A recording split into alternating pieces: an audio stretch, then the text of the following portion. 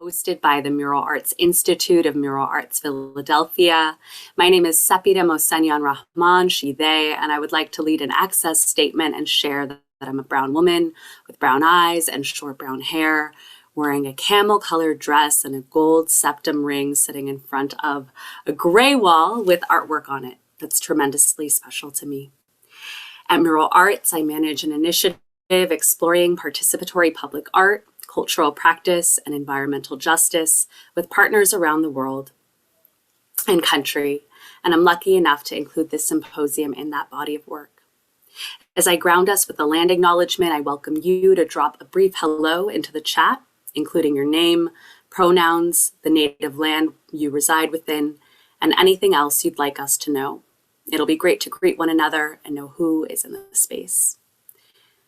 We acknowledge that the land on which we live and labor were stolen from the Lenni Lenape people and their descendants who survived and remained in the homeland known as Lenapehoking, and those in the diaspora who were forcibly removed as far as Oklahoma, Wisconsin, and Canada, and who are still marginalized even in the city of brotherly love.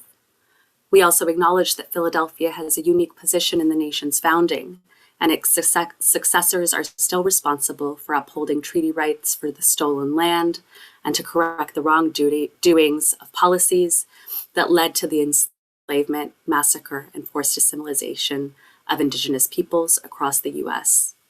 We know that the effects of this colonial genocidal legacy have yet to be addressed, and furthermore, we acknowledge that Philadelphia was built by Black and African American people whose ancestors were stolen from Africa, and that the current social, economic, environmental, and political inequalities experienced by more recent BIPOC communities here in Philly are a direct result of the historical colonial violence that has been exerted for centuries against Indigenous people of the Americas, including Native Hawaiians, Alaskan Natives, Inuits, and Indigenous Caribbeans.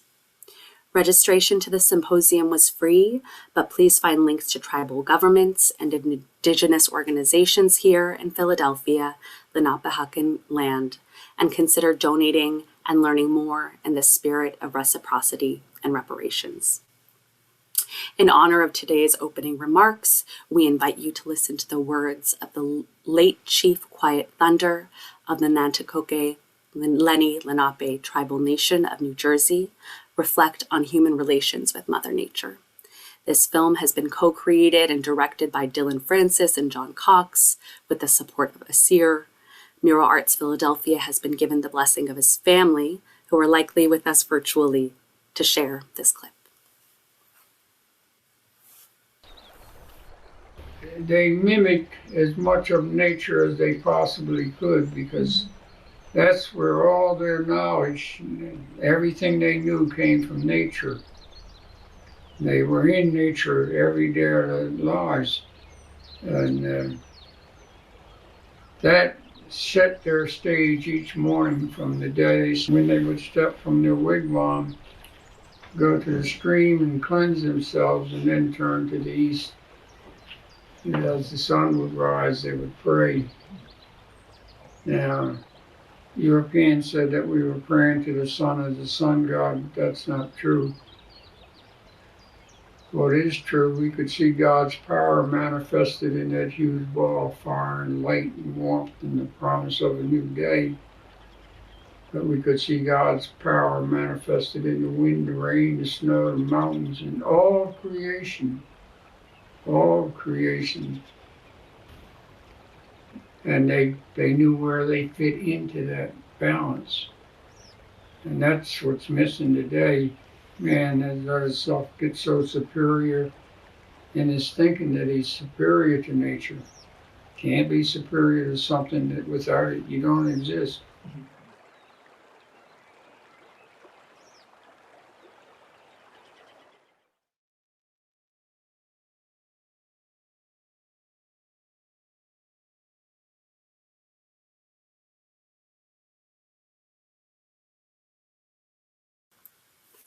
Pardon me, I needed to unmute.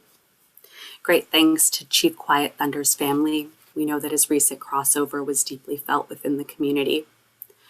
For those of you just logging on, I want to reiterate our appreciation for you being here with us today.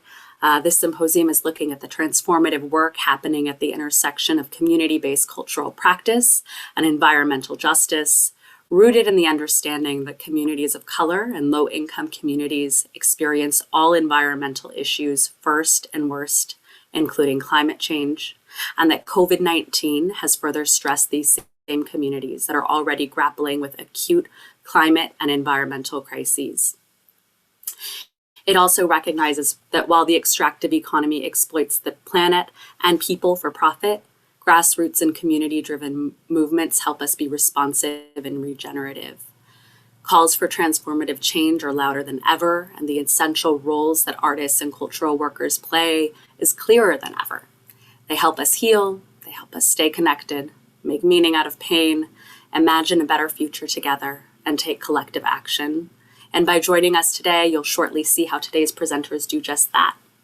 I also invite you to take a close look at the week's full calendar to think of what events you might like to attend, whether it's a series of conversations rooted in land, air, and water, or a couple creative workshops, or a film festival featuring short documentaries created by our partner organizations specifically for the symposium.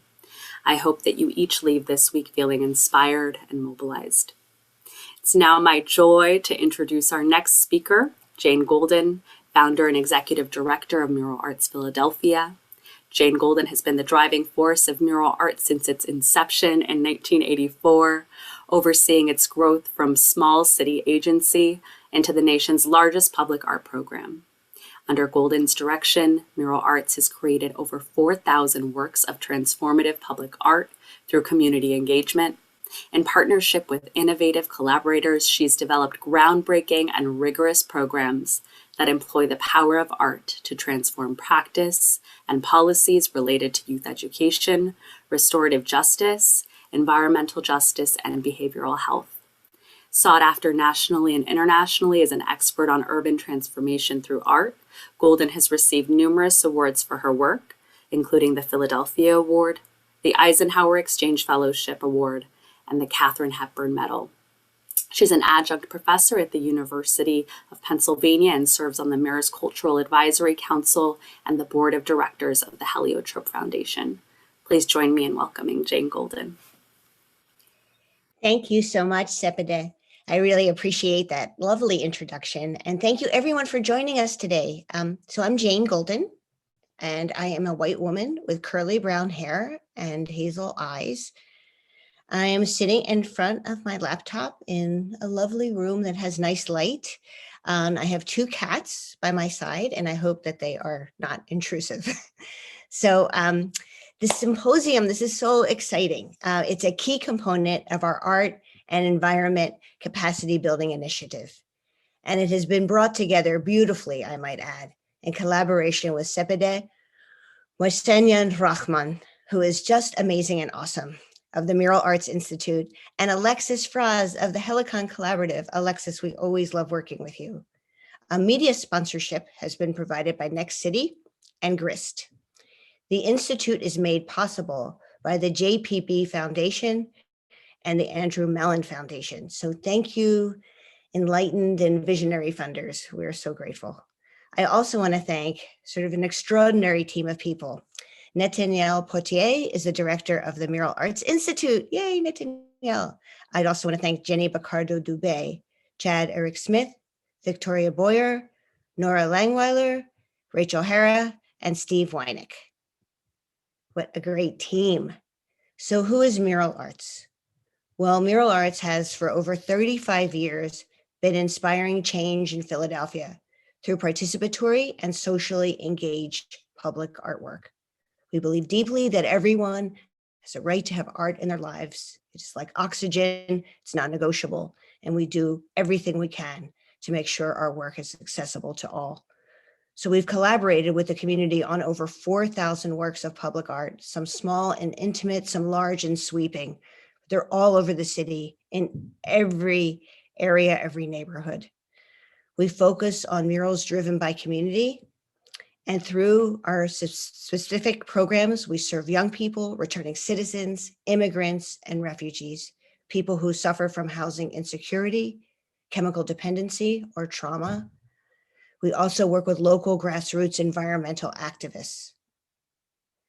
At Mural Arts, art is employed as both a tool and a catalyst, a process and an object, with and for the public in the shared spaces of our city. The longer we have done this work, the more we have come to understand how an artistic process can shape thinking about place, and how a public art organization can both reflect and generate community. For the past 4 years, we've been expanding our commitment to justice and transformative art making by supporting other change makers in cities across the country. Part of the vision of the Institute is to take lessons that we've learned in mural arts over 3 decades and be in community with organizations doing similar work around the country and the world. We do this through responsive consulting, public workshops, collaborations, and more specifically through 2 program areas, the Art and Environment Initiative and the Public Art and Civic Engagement Initiative. 2 wonderful programs. Offering this support has taken us to France, Greece, Ireland, Israel, and across the United States to Detroit, Michigan, Louisville, Kentucky, and Portland, Oregon. The Symposium is a key component of the Arts and Environment Capacity Building Initiative, which we started in 2018 with wonderful partners in 3 cities, Akron, Ohio, Detroit, Michigan, and Memphis, Tennessee.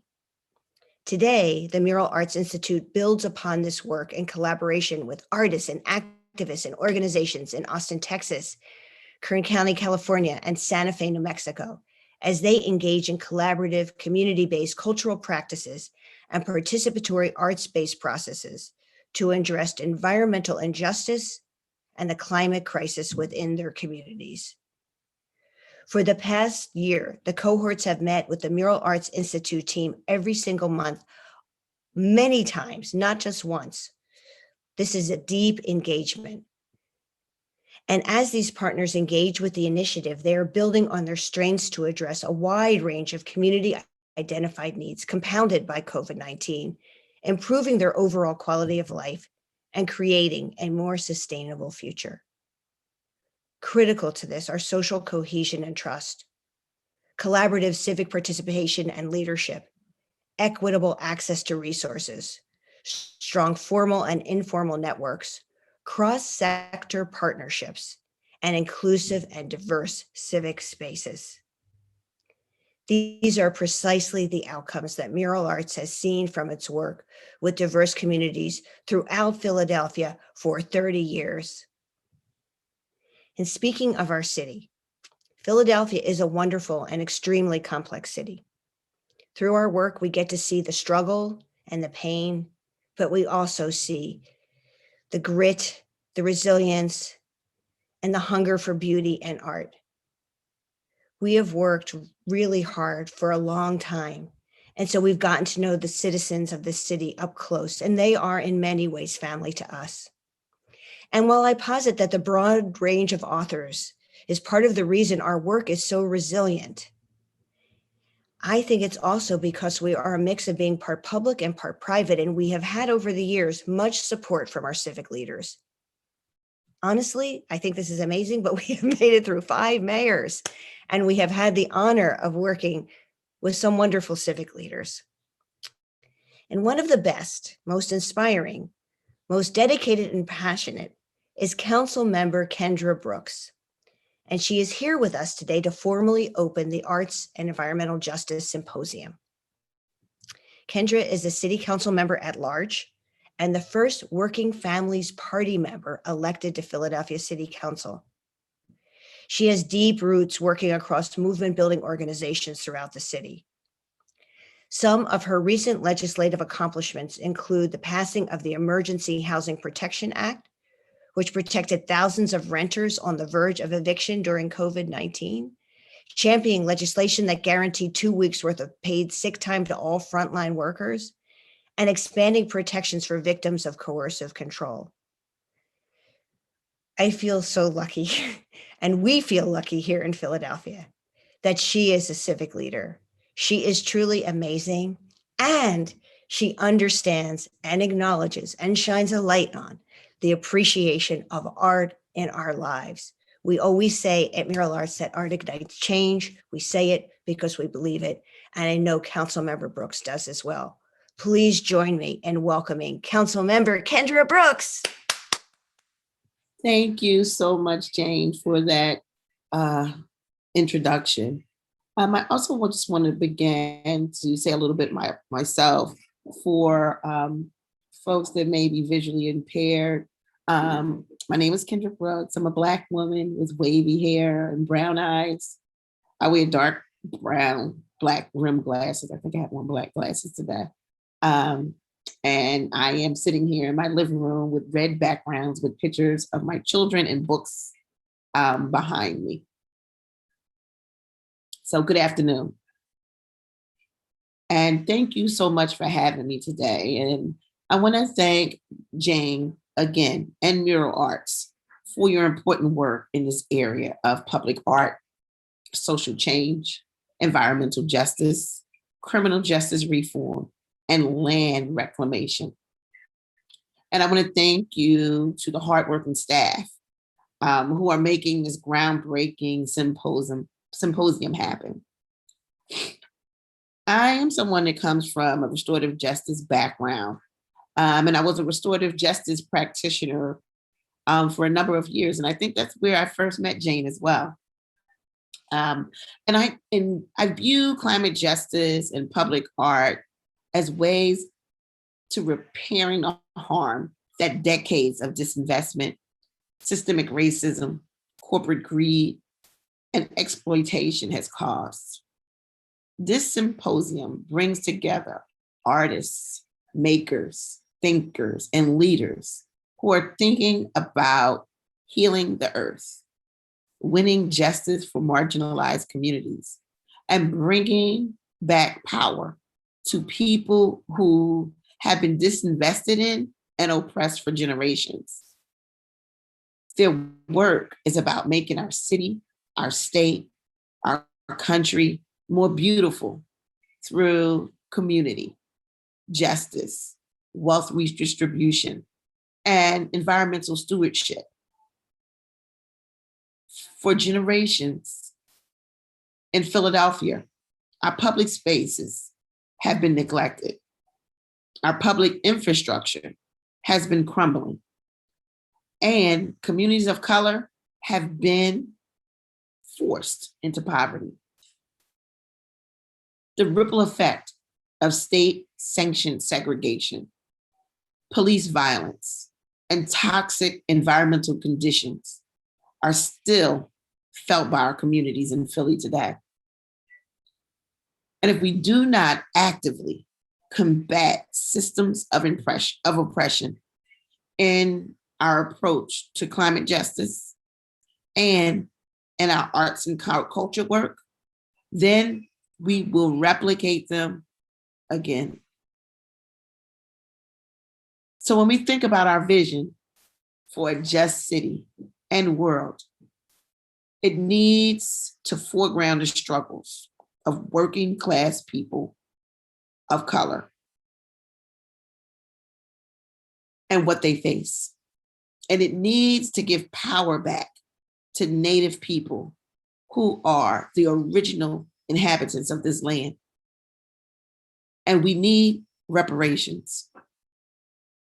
And we need the people most harmed by housing discrimination, toxic environmental conditions, extreme weather events, and neglected infrastructure to lead our movements with vision, creativity, and community. Crises are opportunities for transformative change. And they are also where we most desperately need to invest in arts, culture, and community. The work that will be showcased over the next few days will inspire us to expand our idea of what is possible, to be bold in our ideas of the world that we are fighting for. So again, thank you all for your important work. And I want to commend the organizers, the artists, and the change makers for their belief in a better, more equitable future for our city. Thank you so much.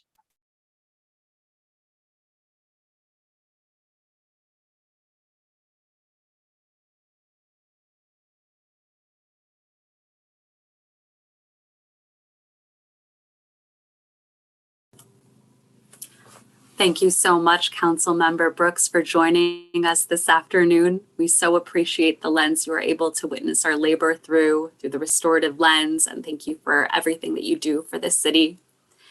Jane, thank you so much for helping us kick off the symposium and grounding us in the history of mural arts. We're so grateful they are all joining us today. I'm going to share that we will, for a few minutes, take our first break of the day. You can get up, have a little stretch, and our opening keynote will start right after 1 p.m. Thank you so much for joining us.